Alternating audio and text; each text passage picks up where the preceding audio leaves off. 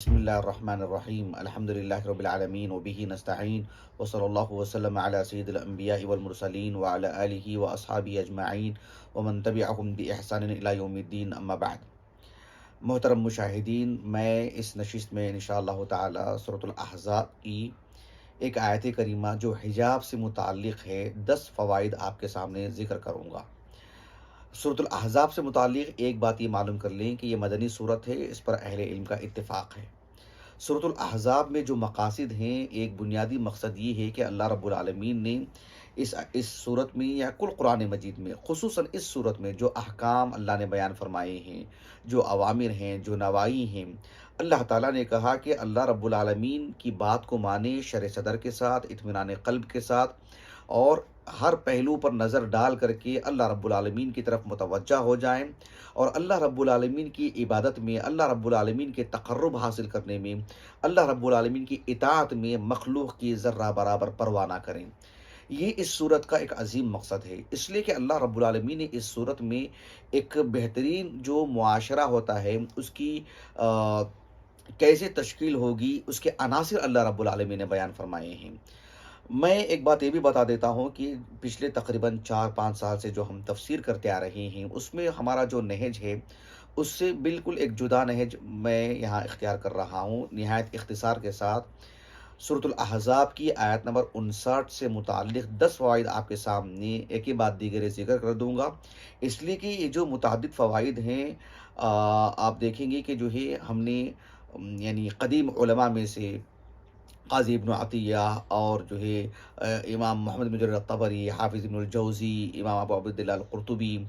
اور ابن عاشور، شیخ ابن عثیمین، حافظ جلال الدین السیوطی رحمہم اللہ اجمعین، ان سب اصحاب علم کی تفاسیر کا خلاصہ میں آپ کے سامنے رکھ رہا ہوں۔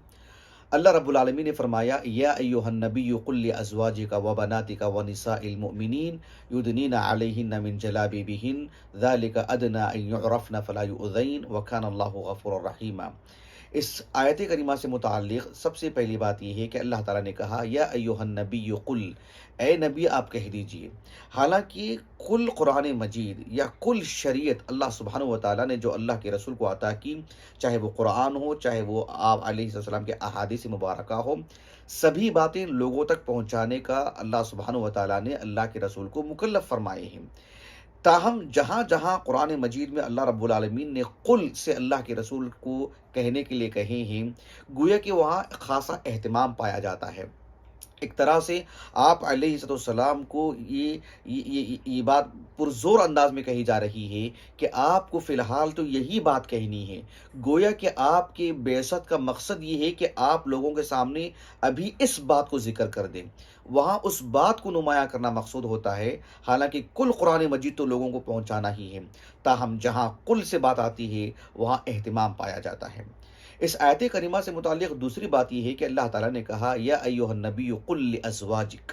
قل لازواجک وبناتک ونساء المؤمنین۔ ان آیات میں اللہ رب العالمین نے اللہ کے رسول کو اپنی بیویوں، اپنی بیٹیوں اور عام مومن عورتوں سے متعلق حکم دینے کی بات کہی ہیں۔ ایسے میں سب سے پہلے ازواج کا ذکر ہوا جو اللہ کے رسول کے ازواج مطہرات ہیں۔ اس اعتبار سے ہر مرد کے لیے یہ بات ضروری ہے کہ اس کی اپنی بیوی سے متعلق اس کی نگرانی اچھی ہونی چاہیے، عمدہ ہونی چاہیے، کڑی ہونی چاہیے، اس لیے کہ وہ اس کا فراش ہے، وہ اس کا بستر ہے، وہ اس کی عزت ہے، بلکہ اس سے اس کی نسل جڑی ہوئی ہے۔ اس اعتبار سے عورت کے پردے سے متعلق ایک مرد کو بہت ہی یعنی اہتمام کرنا چاہیے، کڑی نگرانی کرنی چاہیے۔ ایک تو اس کی اپنی بیوی ہے، اس کی بیوی کی عزت ہے، اور اس کی نسل بھی اس سے جڑی ہوئی ہے۔ اللہ تعالیٰ نے ایک بات یہ بھی بیان فرمائی اس آیت کریمہ میں، جو تیسری بات ہے، کہا کہ یا ایھا النبی قل لازواجک وبناتک ونساء المؤمنین۔ ونساء المؤمنین، اللہ سبحانہ و تعالیٰ نے یہاں پر عورتوں کو النساء نہیں کہا، یعنی صرف النساء نہیں کہا بلکہ نساء المؤمنین کہا۔ اس اعتبار سے مومن مردوں کی وہ چونکہ عورتیں ہیں، یوں اللہ رب العالمین نے اس آیت کریمہ میں مومن مردوں کو عورتوں کا قوام بنایا ہے، ان کی قوامیت کا یہاں پر ذکر کی ہے۔ اس اعتبار سے مومن مردوں کو چاہیے کہ اپنی بیویوں سے متعلق وہ کڑی نگرانی کریں، خصوصیت کے ساتھ ان کے پردے سے متعلق۔ اس آیت کریمہ سے متعلق ایک چوتھی بات یہ ہے کہ اللہ تعالیٰ نے کہا یا ایھا النبی قل لازواجک و بناتک و نساء المؤمنین، یہاں اللہ رب العالمین نے نساء المؤمنین کہا۔ جس طرح سے قرآن مجید میں اللہ رب العالمین اپنے اوامر و نواہی کو ذکر کرتے ہوئے یا ایھا الذین آمنوا یا ایھا الذین آمنوا کہتے ہیں، اے اہل ایمان آپ ایسا کریں یا آپ ایسا نہ کریں، انہیں ایمان کا اس لیے حوالہ دیا جاتا ہے تاکہ یہ بتانے کے لیے کہ آپ میں اللہ کا ایمان ہے، آپ نے اللہ پر ایمان لائے ہیں، آپ نے یہ عہد کیا ہے کہ آپ اللہ رب العالمین کی اطاعت کریں گے۔ گویا کہ اس میں تھوڑی سی آسانی ہو جاتی ہے، اس میں تقریب کا معاملہ ہوتا ہے، اس میں ایک ترغیب دلائی جاتی ہے کہ آپ اللہ کے مومن بندے ہیں۔ تو یہاں پر نساء المؤمنین کہہ کر کے انہیں ترغیب دلائی جا رہی ہے، ان کی غیرت جو ہے مطلب جگائی جا رہی ہے کہ آپ جو ہے مومن عورتوں کی جو ہے مطلب بیویاں عورتیں ہیں، بیویاں ہیں، تو آپ کا معاملہ اس میں جو ہے الگ ہونا چاہیے، نمایاں ہونا چاہیے، ممتاز ہونا چاہیے۔ اسی لیے آپ دیکھیں احادیث میں جہاں بھی عورتوں سے متعلق کسی خاص طرح کا حکم دیا گیا ہے، اسلوب کیا ہوتا ہے؟ لا يحل لامرأة تؤمن باللہ والیوم الآخر، تؤمن باللہ والیوم الآخر، یعنی اس عورت کے لیے جو اللہ پر ایمان رکھتی ہے، آخرت پر ایمان رکھتی ہے، اس کے لیے یہ حلال نہیں ہے، اس کے لیے جائز نہیں ہے، اس کے لیے درست نہیں ہے کہ وہ ایسا کرے، کوئی بھی حکم آگے آئے گا تو یہاں پر اس کو جو ہے اس کے ایمان کا حوالہ اسی لیے دیا گیا تاکہ اس پہ عمل کرانے میں آسانی ہو۔ اس آیت کریمہ سے متعلق ایک پانچویں بات یہ ہے کہ اس آیت کریمہ میں ایک مسئولیت کا ذکر ہے۔ کہا کہ یا ایھا النبی قل لازواجک و بناتک و نساء المؤمنین، ایک مرد کی، ایک مسلم مرد کی ایک عمومی مسئولیت ہوتی ہے، ایک خصوصی مسئولیت ہوتی ہے۔ خصوصی ذمہ داری کا مطلب یہ ہے کہ جیسے اس کی بیوی ہے، اس کی بیٹیاں ہیں۔ ایک عمومی مسئولیت کا مطلب یہ ہوتا ہے کہ اگر جو ہے مسلم معاشرے کی عورتیں بھی اگر اس کے زیر نگرانی ہوتی ہیں، جیسے اللہ کے نبی ہیں، یا کسی ملک کا سربراہ جو مسلم سربراہ ہے، یا کسی گلی اور جو ہے محلے کا منصب دار ہے، یا کوئی ادارے کا بڑا ہے، اسکول کا ذمہ دار ہے، تو ایسی صورت میں ان کے ماتحت بہت ساری مسلم خواتین بھی آ جاتی ہیں۔ تو ایسے میں ان سب کے پردے کی نگرانی اور ان کے پردے کا اہتمام یہ ان کے لیے ضروری ہو جاتا ہے۔ اس آیت کریمہ میں بطور فائدہ ایک چھٹویں بات میں آپ کے سامنے یہ بھی ذکر کروں گا کہ بعض اہل علم نے اس آیت کریمہ کی تفسیر میں کہا کہ اللہ تعالیٰ نے کہا یا ایھا النبی قل لازواجک و بناتک، و بناتک کہہ کر کے بنات، بنت نے کہا کہ بنات، اس اعتبار سے اللہ کے رسول کی جو 4 بیٹیاں تھیں ان کا جو ہے اس میں اس بات ہے، اس لیے کہ جو اللہ کے رسول کے لیے صرف ایک بیٹی کو تسلیم کرتے ہیں فاطمہ کو رضی اللہ عنہا، اور بقیہ 3 بیٹیوں سے متعلق کہتے ہیں کہ وہ ختیجہ کی تو ہیں لیکن جو ہے اللہ کے رسول سے پہلے جن کی وہ زوجیت میں تھی ان کے جو ہے ان سے تولد پائی ہیں۔ ایسے میں جو ہے یہاں پر اللہ سبحانہ و تعالیٰ نے اللہ کے رسول کی طرف اضافت کر کے آپ کی ساری بیٹیوں کو جو ہے مطلب اللہ کے رسول کی بیٹیاں قرار دیا۔ کہا کہ یا ایھا النبی قل لازواجک و بناتک و نساء المؤمنین۔ اس آیت کریمہ کی تفسیر سے متعلق ایک ساتویں بات یہ ہے کہ اللہ نے کہا کہ یدنین علیہن من جلابیبہن۔ یدنین، الادنا عربی زبان میں التقریب کو کہتے ہیں، گویا کہ یہاں پر کنایہ ہے، ایک اشارہ، ایک رمز ہے ان کے پردے سے متعلق، یہ جو ہے وہ پردے کو مکمل طور پر ڈھانپ کر کے رکھیں، اپنے بدن کو چھپا کر کے رکھیں۔ اس آیت کریمہ سے متعلق ایک آٹھویں بات یہ ہے کہ اللہ تعالیٰ نے کہا یدنین علیہن، اللہ رب العالمین نے یدنین علی وجوہہن نہیں کہا، یدنین علی صدورہن نہیں کہا، یدنین علی نحورہن نہیں کہا، گویا کہ یدنین علیہن کسی قید کے لگائے بچائے وجہ کو کہ اپنے چہروں پر جو ہے پردہ کر لیں یا اپنے جو ہے مطلب سینے کے حد تک پردہ کر لیں، ایسے اللہ رب العالمین نے کسی جو عورت کے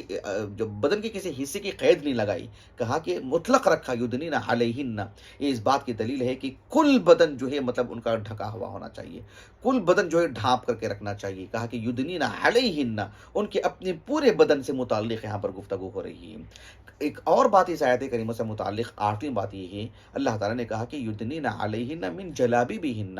جلابیب جلباب کی جمع ہے، جلباب جو ہے جیسے کہ حماد الجوہری رحمہ اللہ کہتے ہیں کہ ایک ایسی کپڑے کو کہتے ہیں، ایسی چادر کو کہتے ہیں جو اوپر سے لے کر نیچے تک ڈھانپ لی۔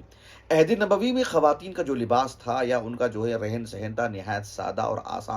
آسان زندگی تھی، تو ان کے لیے جو ہے وہاں وہ اپنی ایسی چادر استعمال کرتے جس کی وجہ سے وہ مکمل طور پر ڈھانپ لیتے۔ آج اس کی بدیل کے طور پر کوئی خاتون برقع جو ہمارے بر صغیر میں ہم دیکھتے ہیں یا کہیں بھی مسلم خواتین پوری دنیا بھر میں جو برقع پہنتے ہیں، اگر ان کا بدن اس سے مکمل طور پر ڈھک جاتا ہے اور ان کی زیب و زینت اس میں جو مخفی رہتی ہے، چھپی رہتی ہے، وہ ان کے لیے کفایت کر جاتا ہے جیسے آج کل خواتین پہنتی ہیں۔ اس اعتبار سے جو ہے وہ مکمل طور پر جو ہے ڈھکا ہوا ہونا چاہیے۔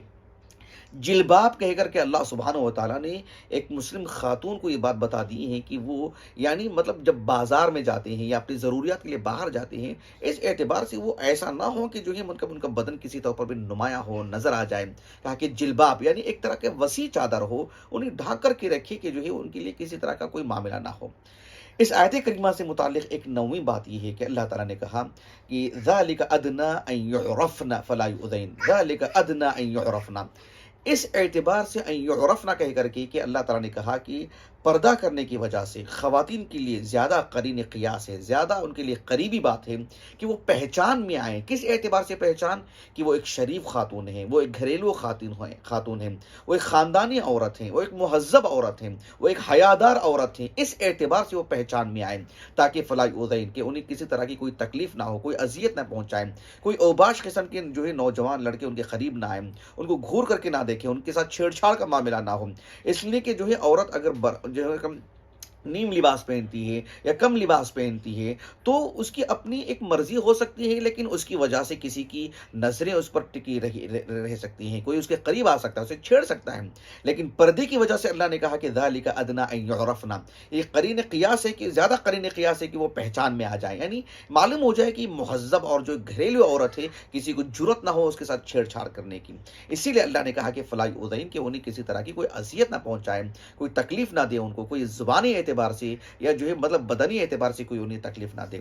یہ ان آیات سے متعلق کچھ باتیں تھیں۔ ان آیات سے متعلق ایک اہم بات یہ بھی ہے کہ اللہ تعالیٰ نے کہا 10ویں بات کہ ذَلِكَ أَدْنَىٰ أَن يُعْرَفْنَ فَلَا يُؤْذَيْنَ، یعنی اس آیت کریمہ کی استدلال کرتے ہوئے بعض اہل علم نے کہا کہ اس آیت کریمہ سے عورت کا اپنی ضروریات کے لیے باہر جانے کا جواز بھی ملتا ہے، اس لیے کہ اس میں پردے کا حکم ہے۔ اگر گھر کے اندر ہی عورت رہی تو پھر پردہ کرانے کا کیا مطلب بنتا ہے؟ وہ تو گھر میں ہے۔ وہ یہ پردے سے متعلق اتنی اہمیت اسی لیے دی جا رہی ہے کہ وہ اس بات کا جواز مل رہا ہے کہ اللہ سبحانہ و تعالیٰ نے مسلم عورتوں کو ان کی ضروریات کے لیے کسی طور پر باہر جانے کی بات آئے تو وہ جا سکتی ہیں، تبھی تو پردے سے متعلق گفتگو ہو رہی ہے۔ یہ کچھ باتیں تھیں ان آیات سے متعلق۔ اگر جو ہے اگر کوئی خاتون بے پردہ تھی اور بے پردگی کی وجہ سے جو اس نے جو اللہ کی نافرمانی کی یا بے پردگی کی وجہ سے کوئی اس کے قریب آیا ہو، اسے چھیڑ چھاڑ کیا ہو، تو اللہ رب العالمین جو ہے ایسے لوگوں کو جو ہے معاف کر دیں گے، ان کی مغفرت کریں گے، ان کے گناہوں کو دھو دیں گے اگر وہ توبہ کر لیتے ہیں، اگر وہ پردہ کر لیتے ہیں، یا جو ہے کسی با پردہ جو ہے یا کسی خاتون کے ساتھ وہ چھیڑ چھاڑ کا معاملہ روا رکھے ہوں، اس سے باز آ جاتے ہیں تو اللہ تعالیٰ انہیں معاف کر دے گا۔ کہا کہ وَكَانَ اللَّهُ غَفُورًا رَحِيمًا۔ یہ کچھ باتیں تھیں ان آیات سے متعلق۔ اللہ تعالیٰ سے دعا ہے کہ اللہ رب العالمین ہمیں اللہ تعالیٰ کے احکامات پر پورے شرع صدر کے ساتھ اللہ ہمیں عمل کی توفیق عطا فرمائے۔ سبحانک اللہم و بحمدک اشہد ان لا الہ الا انت استغفرک و اتوب الیک۔